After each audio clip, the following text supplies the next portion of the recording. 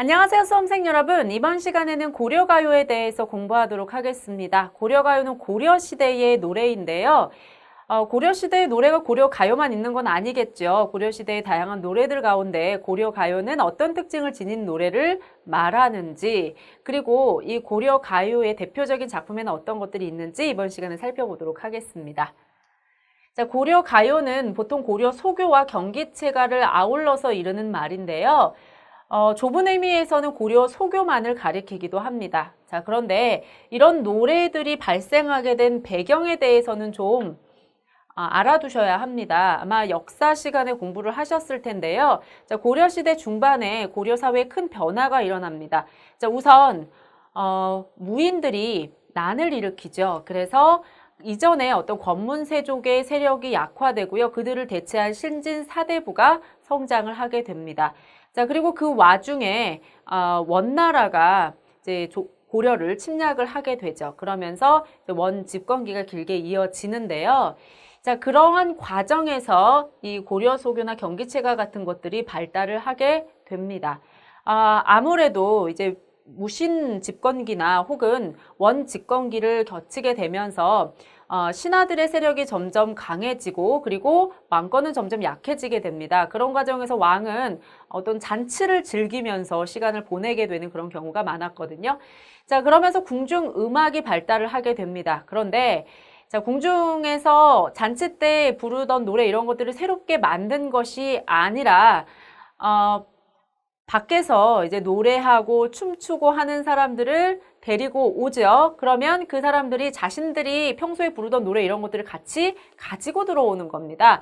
자, 그런데 그들이 이제 평소에 부르던 그대로 사용할 수 없으니까 그걸 좀 세련되게 다듬게 되겠죠. 그래서 고려 소교 같은 경우에는 내용은 서민정이면서도 세련된 형식을 취하고 있는 것을 볼 수가 있습니다. 자, 그리고 이 당시에 성장한 신진 사대부들이 굉장히 문학적 소양을 잘 갖추고 있는 사람들이었어요. 그래서 이들이 그것을 발휘해서 자신들의 자부심을 보여준 그러한 갈래가 경기체가라고 할 수가 있습니다.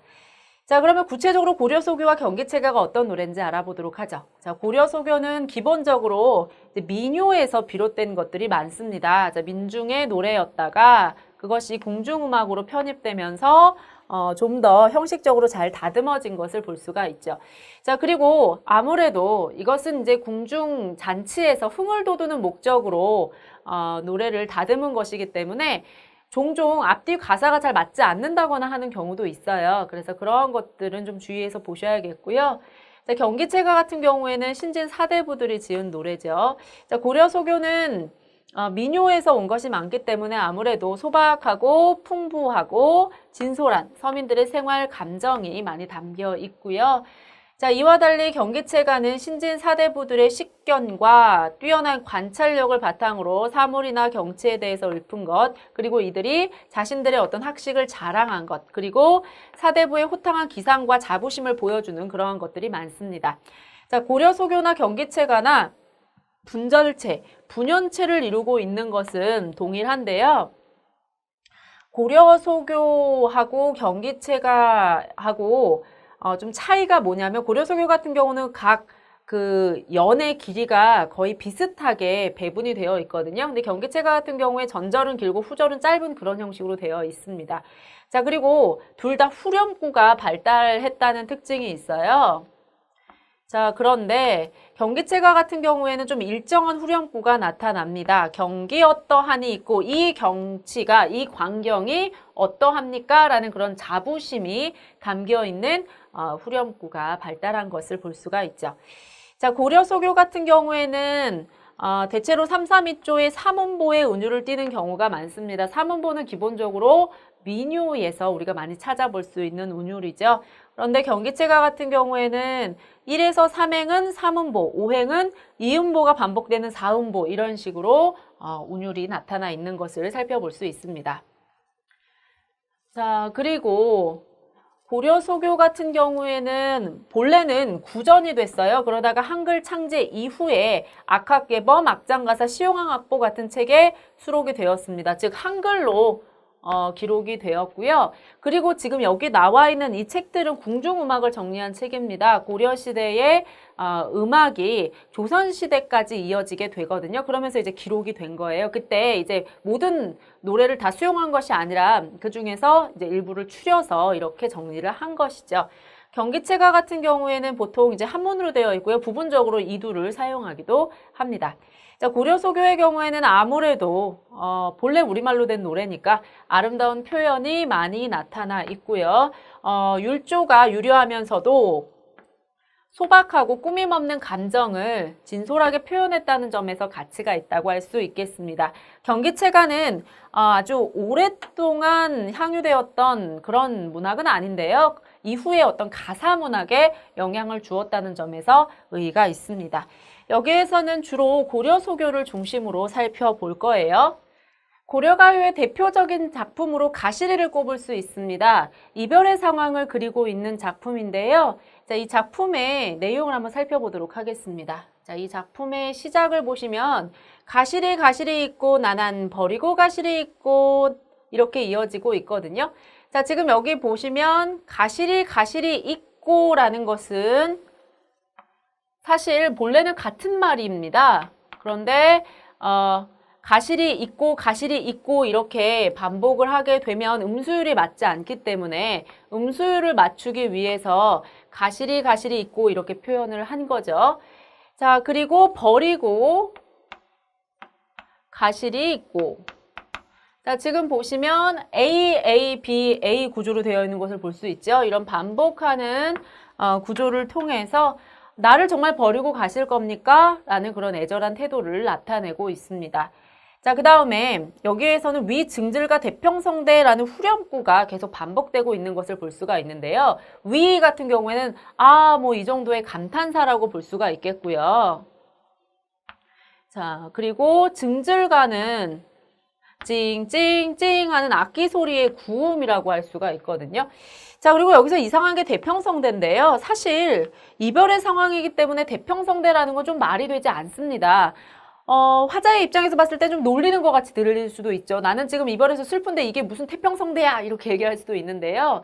자, 지금 이 고려소교 같은 경우에는 우리가 궁중에서 연회를 할 때 불렀던 노래라고 했잖아요. 그렇기 때문에 궁중 연회의 주인공은 아무래도 임금님일 거고 또 그런 것들을 감안했을 때 흥을 돋우기 위해서 지금은 태평합니다 이런 식으로 노래를 불렀을 겁니다. 자, 노래 가사의 의미와는 상관이 없어요. 그것과 관계없이 흥을 돋우기 위해서 들어간 어구라고 할 수가 있습니다. 자, 지금 여기에서 이런 후렴구가 계속해서 반복되고 있는 것을 볼 수가 있는데요. 이것을 통해서 흥을 돋우고 어떤 운율을 맞추고자 했던 거죠.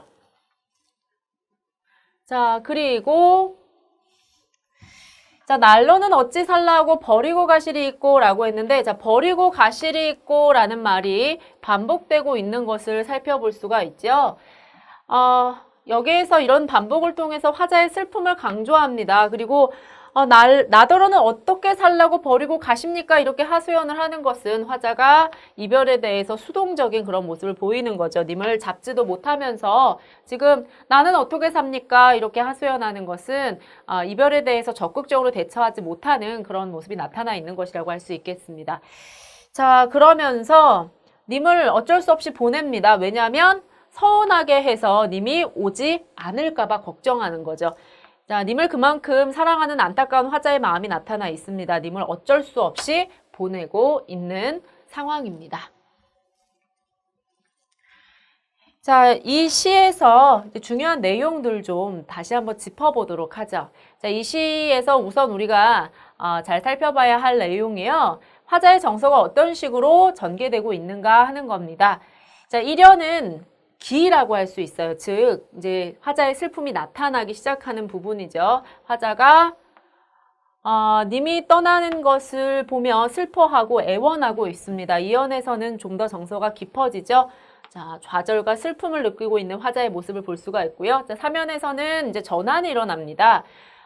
이별의 슬픔을 절제하고 님을 보내겠다라는 체념의 태도를 보여주죠. 그리고서는 자연에 가서 님에게 다시 돌아오기를 이야기합니다. 어떤 간절한 소망을 말하면서 시를 마무리하고 있어요. 자, 이 시에서는 서로님을 보내겠다라고 이야기를 했는데요. 이 서로님이 해석이 두 가지 정도로 이루어집니다. 자, 이 서러워하는 것이 누구냐에 따라서 우리가 다르게 해석할 수 있는데요. 화자가 서럽다 그러면 님을 서러워하며 보낸다라는 그런 의미로 볼 수 있고요. 이미 서러운 상황이라면 서러워하면서 떠나는 님이라는 정도로 해석을 하는 것이 가능합니다. 그런데 여기에서 화자가 님이 오지 않을까봐 걱정하고 그런 것을 봤을 때에는 이미 서러워한다기보다는 화자가 서러워하는 상황이 아닐까 싶어요. 그런데 어쨌든 이 부분을 이렇게 두 가지로 해석할 수 있다는 거 참고해서 알아두시면 되겠습니다. 자, 그리고 이 시 같은 경우에는 고려가요니까요. 332조의 삼음보에 운율이 일정하게 나타나는 것을 볼 수가 있습니다. 가실이 있고 버리고 가실이 있고 보시면 332 삼음보로 이렇게 끊어지는 것을 볼 수가 있죠. 여기 나나는 어디 갔나요? 자, 그것 같은 경우에는 여음구입니다. 즉, 그것이 어떤 의미가 있는 게 아니라요. 그냥 노래에서 왜 우리가 워우워 뭐 이런 거 들어가듯이 그렇게 그 운율을 맞추어 주는 것이라고 생각하시면 되겠습니다. 자, 여기 나난이라든가 뭐 위증질과 대평성대 자, 이런 것들은 결국 각 연을 분절하거나 혹은 노래의 전체적인 운율을 형성하고 흥을 돋우는 역할을 하는 겁니다. 특히 울림소리인 니은, 리을, 이응 이런 음을 사용해서 좀 밝고 경쾌한 느낌을 주는데요. 이게 노래의 전체적인 분위기하고는 사실 맞지 않아요. 가시리는 좀 슬픈 노래니까요. 그럼에도 불구하고 이러한 밝고 경쾌한 느낌을 주는 후렴구를 사용함으로써 이 노래가 궁중의 연회에서 사용되면서 흥을 돋우는 역할을 할 수 있게 하는 거죠. 우리가 사실 축제 같은 거 할 때 발라드를 부르는 가수가 와서 슬픈 노래 부른다고 해서 막 눈물을 줄줄 흘리고 그러지는 않잖아요. 자, 그러한 맥락에서 이해하시면 되겠습니다. 슬픈 가사의 노래지만 흥을 돋우는 데 사용되었기 때문에 이런 후렴구가 그런 역할을 할 수 있도록 해주고 있다. 이렇게 이해하시면 되는 거겠죠? 자, 이번에는 청산별곡 살펴보도록 하겠습니다. 이 청산별곡은 사실 굉장한 그 무거운 주제가 담겨 있습니다. 어떤 사람들의 삶의 비애 이런 것들을 다루고 있거든요. 자, 그럼에도 불구하고 이 노래도 후렴구는 밝습니다. 자, 이 노래의 이 가사의 내용과 그리고 후렴구의 특징 잘 생각하면서 내용 정리하시면 되겠어요. 살얼이 살얼이랐다, 청산의 살얼이랐다. 자, 여기에서 살얼이 살얼이랐다. 살얼이랐다라는 것은 살고 싶다 라는 그런 표현으로 혹은 살아야만 하는구나 라는 표현으로 볼 수 있습니다. 청산의 살얼이랐다라고 이야기하는 것은 살고 싶다라고 봤을 때 속세를 벗어나고 싶다라는 그런 소망을 담고 있는 표현이라고 할 수가 있겠고요. 혹은 청산에 살 수밖에 없다라고 이야기하는 것은 도피할 수밖에 없는 그런 비탄, 슬픔을 나타내는 것이라고 볼 수가 있겠죠.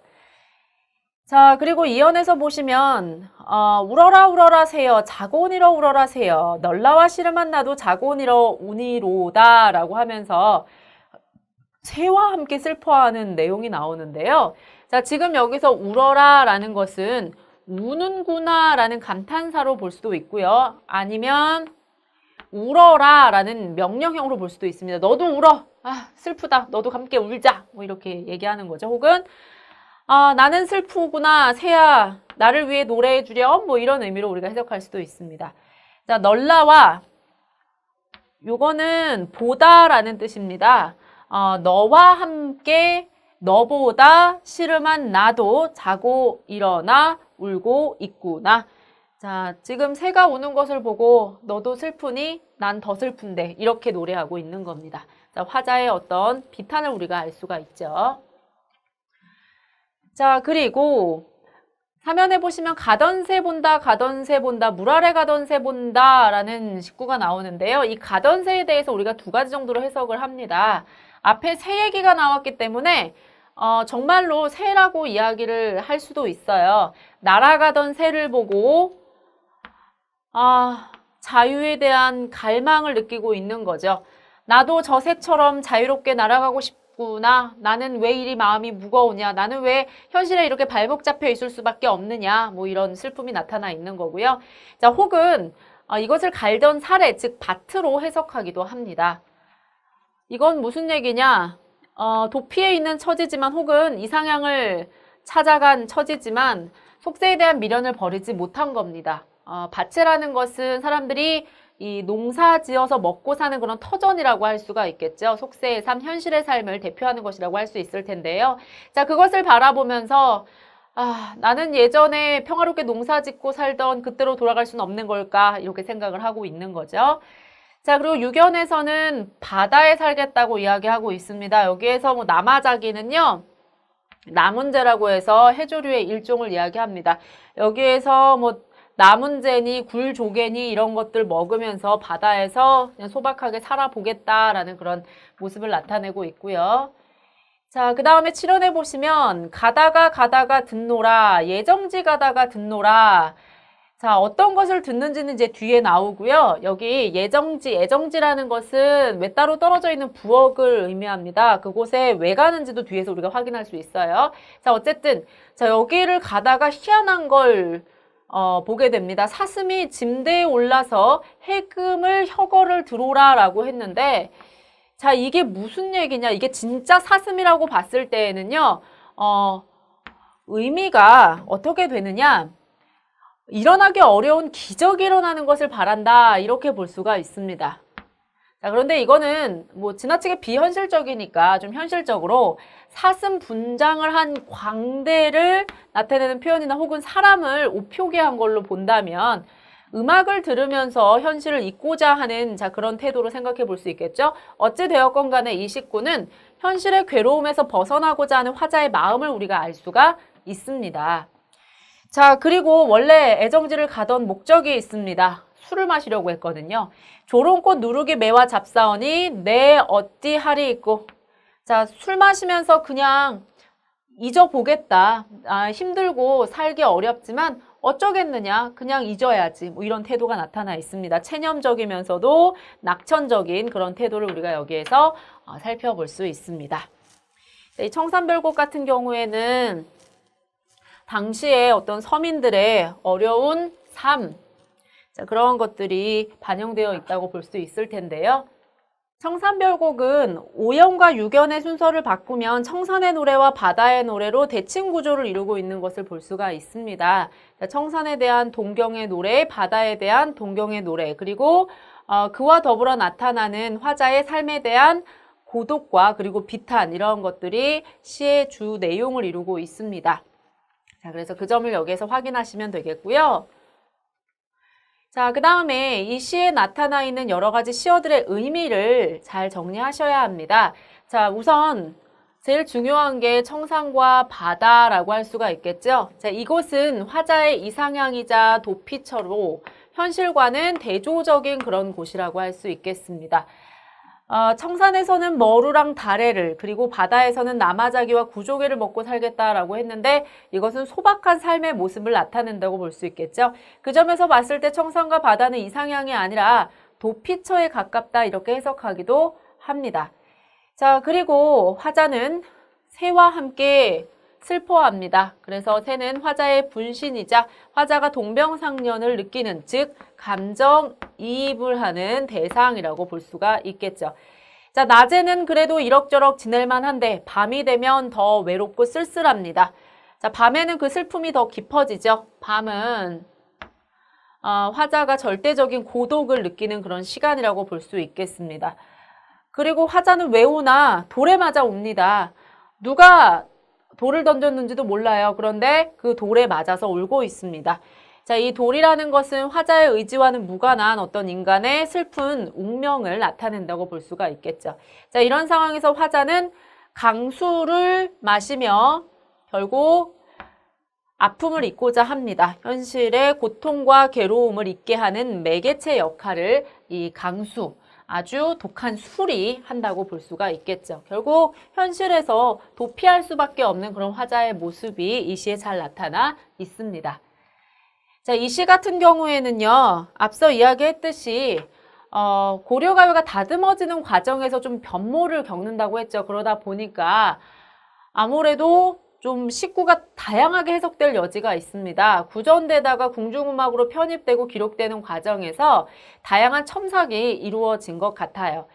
자, 이와 관련해서 좀 다양하게 해석되는 식구 두 가지 정도를 살펴보면요. 자, 우선 익모둔 장글란이라는 식구에 대해서 이끼 묻은 쟁기다 이렇게 해석을 하면 이 시 화자를 우리가 농토를 잃고 유랑하는 농민으로 볼 수가 있습니다. 혹은 이끼 묻은 무기 이렇게 해석을 하는 것은 전쟁 후에 유랑하는 군인이 이 시의 화자가 되는 것이라고 할 수가 있겠고요. 이끼 묻은 은장도 이렇게 해석을 한다면 사회에 참여할 수 없는 지식인으로 보는 그런 경우라고 할 수도 있고요. 혹은 실현당한 여인이 이 시의 화자가 될 수도 있습니다. 이 경우에는 또 뒤에 가서 다른 식구의 해석에도 영향을 미치거든요. 자, 앞에 지금 이 세 경우는 그래도 남성 화자인데 이 경우는 지금 여성 화자라서 좀 차이가 있죠.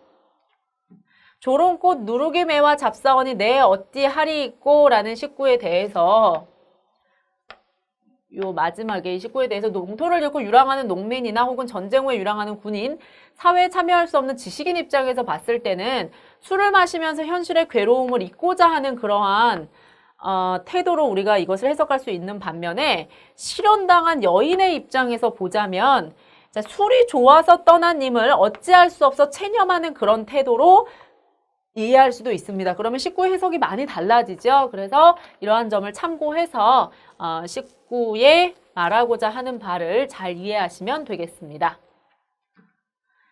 자, 그리고 이 청산별곡 같은 경우에도 332조의 삼음보의 운율이 일정하게 나타나는 것을 볼 수가 있습니다.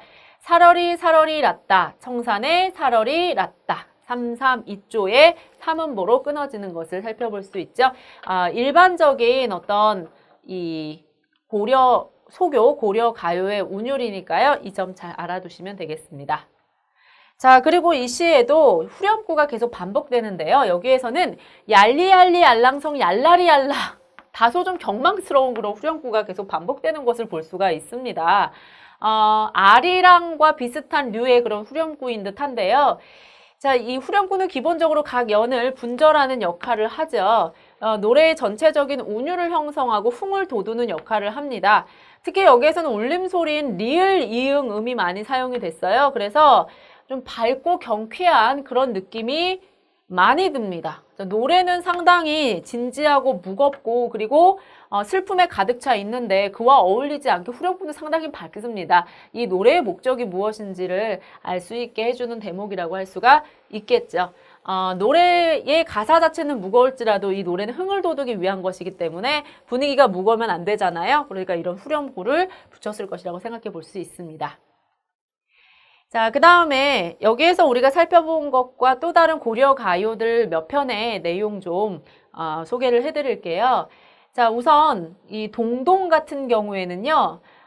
이런 노래를 우리가 달거리 노래 원령체라고 합니다. 임에 대한 사랑, 연정을 12달의 자연현상과 세시풍속 이런 것들과 관련지어서 노래를 하고 있어요. 각 달의 특성이 잘 나타나 있으면서도 그와 관련지어서 정서를 섬세하게 표현한 시입니다. 자, 그 다음에 정가전곡 같은 경우에는 산 접동새에 빗대어서 임금을 그리워하는 신하의 마음을 드러낸 노래입니다. 어떤 유배 시가의 전형을 잘 보여준다고 볼 수가 있겠죠. 자, 그 다음에 정석가 같은 경우에는 남녀간의 변함없는 사랑을 다루는 노래라고 해석하기도 하고 태평성대에 대한 송축을 다룬 노래로 보기도 합니다.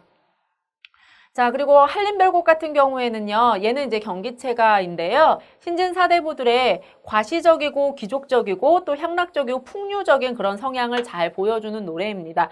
이 한림별곡 같은 경우에는 우리가 일부의 내용만 가끔 다루거든요. 그리고 나머지 경기체가들은 사실 교과서에는 잘 다루지 않기 때문에 한림별곡이라는 노래가 있다라는 건 좀 참고해서 알아두시면 되겠습니다. 자, 여기까지 해서 중요한 내용들 다 살펴봤습니다. 자, 고려 가요. 사실 우리가 좀 막연하게 그냥 고려시대 노래인가 보다라고만 생각하지 그 특성을 잘 알지 못하는 경우가 많은데요. 자, 여기에서 선생님과 함께 살펴본 이 두 작품 대표적인 것들이니까요. 이것을 중심으로 해서 고려가요에 대해서 잘 이해하시면 좋겠습니다.